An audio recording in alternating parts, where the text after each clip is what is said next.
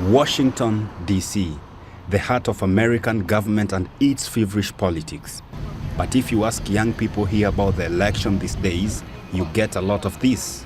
Not a lot of us are voting right now, and it's so important to have the youth voice while to be represented in voting. The two options aren't very timely. They don't really align with a lot of what our generation feels. Both candidates are geriatric and they don't represent young people's values. And so I think it's hard to come to terms with which candidate to choose. The man who ends up in White House will on a large part depend on what happens here. Georgia is a crucial swing state, even more important for Devonte Jennings to get out the vote. He is chairman of the Black Caucus of the Young Democrats of Georgia. His experience this time around is sobering.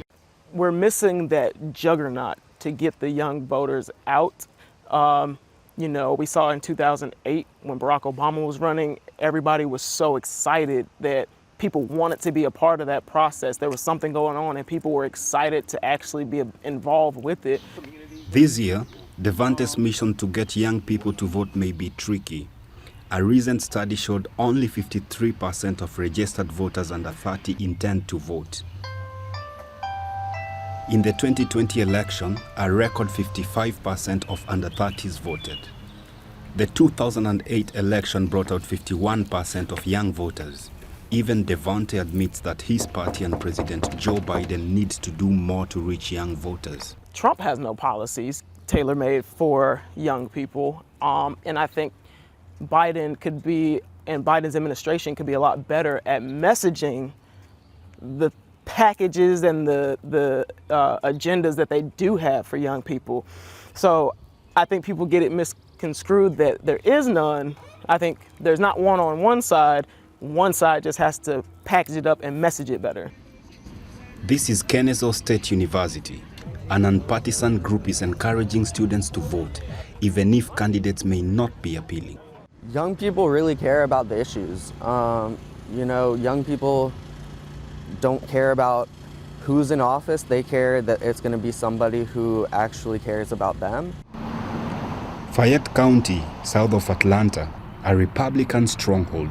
They are determined to work with young people even if they feel under pressure. A lot of people are afraid to express conservative views, a lot of the young people, because they're afraid they'll be canceled on social media. Back in Atlanta, Devonte says he and the New Georgia Project volunteers who are also encouraging people to vote hear from young people that they care more for specific issues than candidates. The biggest things right now, they want the issue in Gaza to be resolved,